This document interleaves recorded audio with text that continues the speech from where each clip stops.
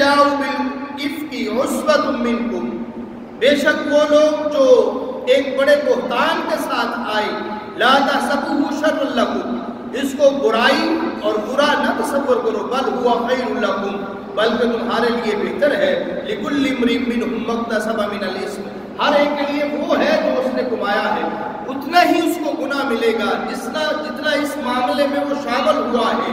والذی تولی کبرہ منہم لہ عذاب عظیم، ہاں جس نے بہت بڑا کردار کیا اس کے لیے عذاب عظیم ہے۔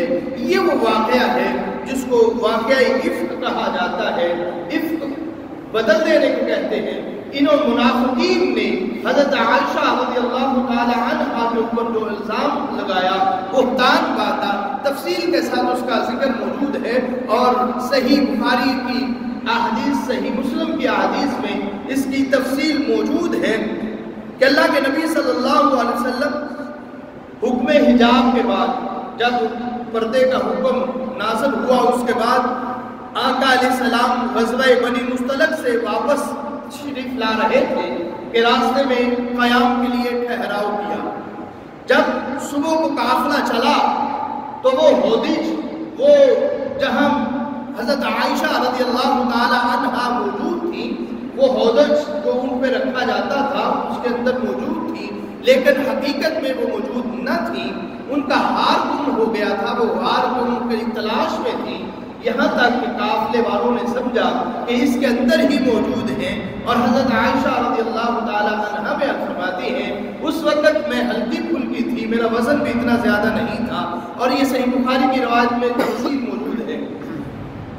لیکن جب یہ قافلہ چلا گیا، بعد میں حضرت عائشہ رضی اللہ تعالی عنہا تشریف لائی، دیکھا کہ قافلے والے چلے گئے ہیں، اور اس امید سے وہاں ہی بیٹھ گئی، اور پیچھے آنے والے صحابی جو صفوان بن معطل رضی اللہ تعالیٰ عنہ، یہ وہ صحابی رسول تھے جن کی ذمہ داری تھی کہ قافلے سے اگر کوئی پیچھے رہ جاتا ہے، کوئی سامان رہ جاتا ہے، کوئی چیز گر جاتی ہے تو اس کا خیال رکھا جائے۔ یہ صحابی جب پہنچے تو دیکھا تو ان کو محسوس ہوا، اور یہ حجاب حکم سے پہلے حضرت عائشہ رضی اللہ تعالی عنہا کو دیکھ چکے تھے، انہوں نے صرف اتنا ہی کلمہ پڑھا، انا للہ و انا الیہ راجعون، اور یہ تصور کیا کہ واقعہ ہی یہ پیچھے رہ گئی ہیں، اور انہوں نے سواری کھڑی کی، حضرت عائشہ رضی اللہ تعالی عنہا سواری میں سوار ہوئی۔ جب قافلے کے قریب پہنچی تو لوگوں نے دیکھا کہ حضرت عائشہ رضی اللہ تعالی عنہا صفوان کے ساتھ اکیلی تنہا آ رہی ہے، تو انہوں نے یہ پروپیگنڈا کیا، اور ان میں سے جس کے بارے میں خالق کائنات رب عز و جل فرماتے ہیں والذی تولی کبرہ منہم لہ عذاب عظیم، ان میں سے جو بڑا کردار ادا کرنے والا وہ منافقین کا سردار تو عبداللہ بن ابی منافق تھا۔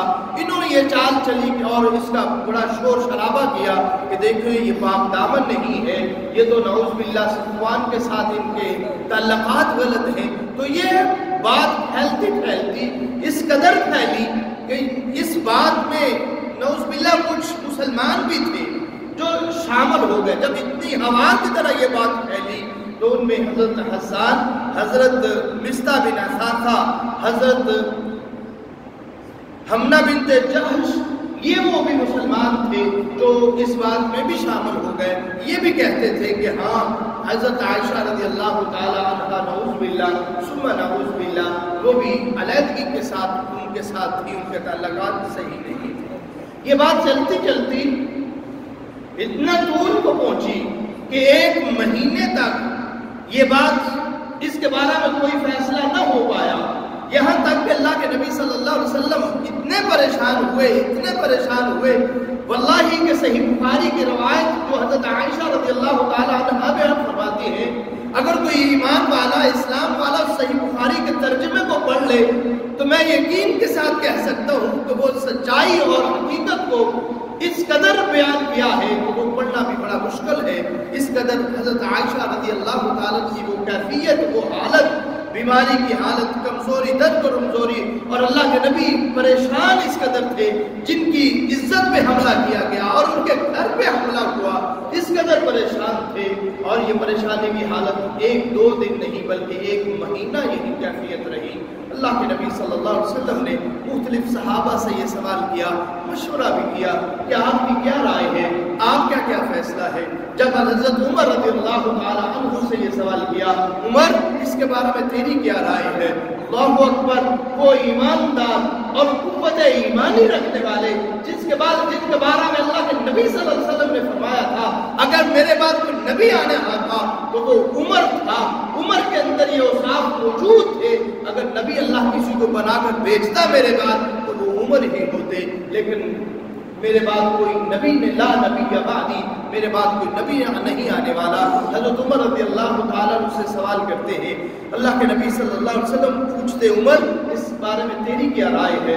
حضرت عمر رضی اللہ تعالیٰ فرماتے ہیں، اللہ کے نبی مجھے ایک بات بتائیے، آپ نے حضرت عائشہ سے نکاح کیا تو کیا اپنی مرضی سے نکاح کیا تھا؟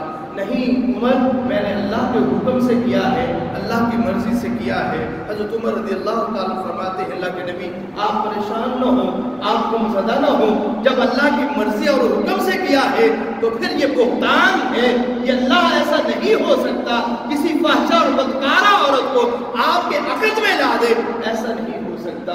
پھر رب کائنات کا امر آتا ہے، اللہ کا حکم آتا ہے، رب کائنات کو قرآن کو نازل فرما دیتے ہیں، لولا اذ سمعتموہ ظن المؤمنون والمؤمنات بانفسہم خیرا وقالوا ھذا افک مبین۔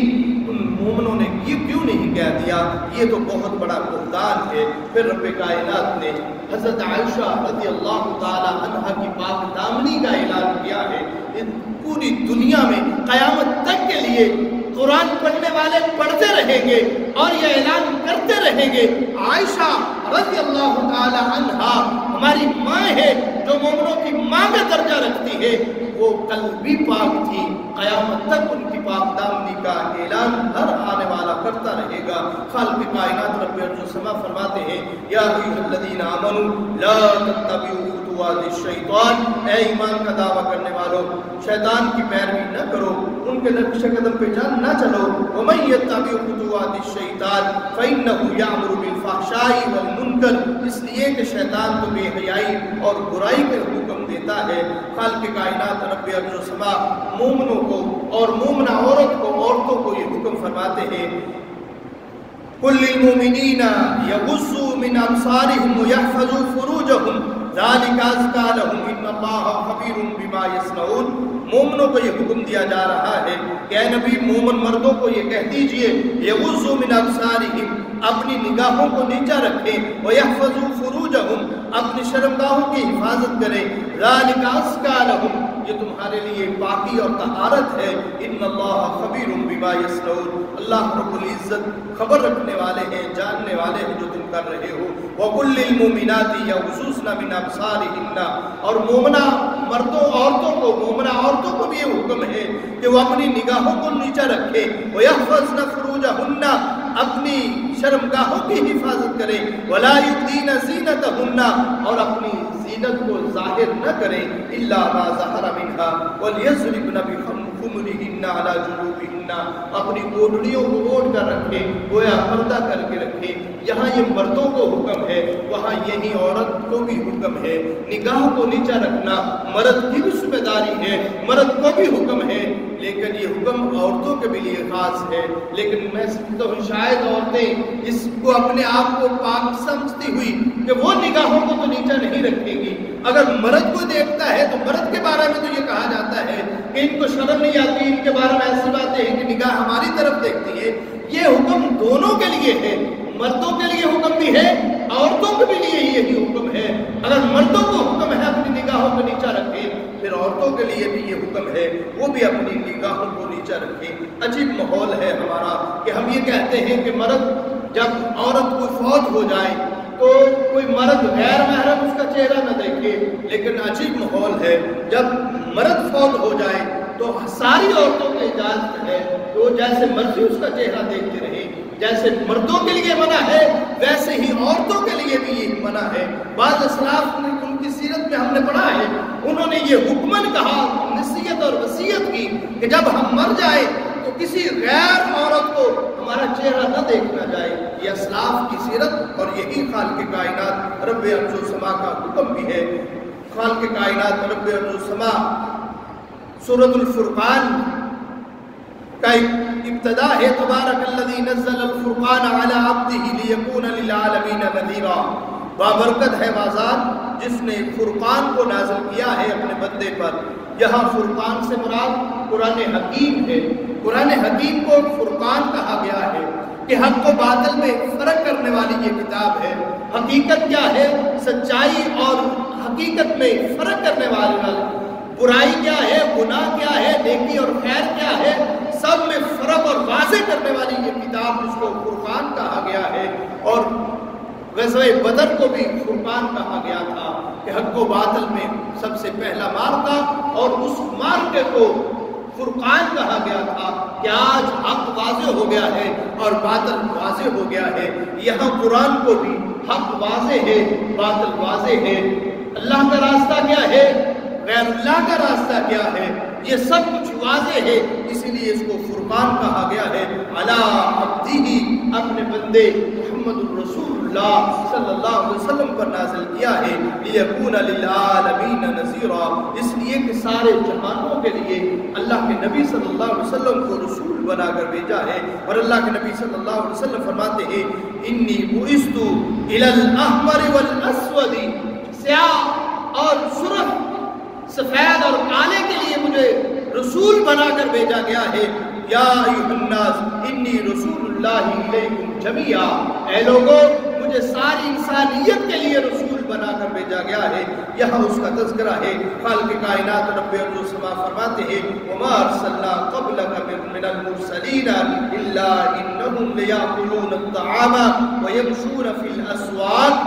ہم نے آپ سے پہلے بھی رسولوں کو بھیجا ہے, جو بھی ہم نے رسول بھیجے ہیں, انہم لیأکلون الطعام, یقیناً وہ کھانا کھانے والے تھے. وہ اس سے استثناء حاصل نہیں تھا کہ وہ کھانا نہیں کھاتے, ان کی ضرورت تھی. وَيَمْشُونَ فِي الْأَسْوَاقِ, وہ تجارت کرتے تھے, کاروبار کرتے تھے, بازاروں میں خرید و فروخت کرتے تھے. یہ آپ کہہ رہے ہیں کہ دیکھو یہ ایسا ہماری طرح ہی یہ چلتا ہے, ہماری طرح ہی یہ کھانا کھاتا ہے, ہمارے مثل ہی یہ آدمی ہے. یہ ایسی استثناء نہیں ہے جو نبی ہونے کی نشانی ہو, بلکہ جو بھی رسول آیا ہے انہم لیأکلون الطعام, وہ کھانا بھی کھاتے تھے, کھانا کھانا ان کی ضرورت حاجت تھی. وَيَمْشُونَ فِي الْأَسْوَاقِ, اور وہ تجارت بھی کرتے تھے. وَجَعَلْنَا بَعْضَكُمْ لِبَعْضٍ فِتْنَةً, لیکن ہم نے بعض کو بعض کے لیے آزمائش بنایا ہے. أَتَصْبِرُونَ وَكَانَ رَبُّكَ بَصِيرًا, کیا تم اس میں صبر کرو گے اور تمہارا رب تمہیں دیکھ رہا ہے کہ تمہارے اعمال کیسے ہیں. یہ وہ حقیقت ہے, یہ وہ آیات اور ایسے مسائل ہیں جس صورت میں پردے کے بالخصوص اور معاشرتی مسائل بہت زیادہ ہے. اللہ تعالیٰ ہمیں ان آیات کو پڑھنے اور پھر عمل کرنے کی توفیق عطا فرمائے. وما علیہ الا البلاغ.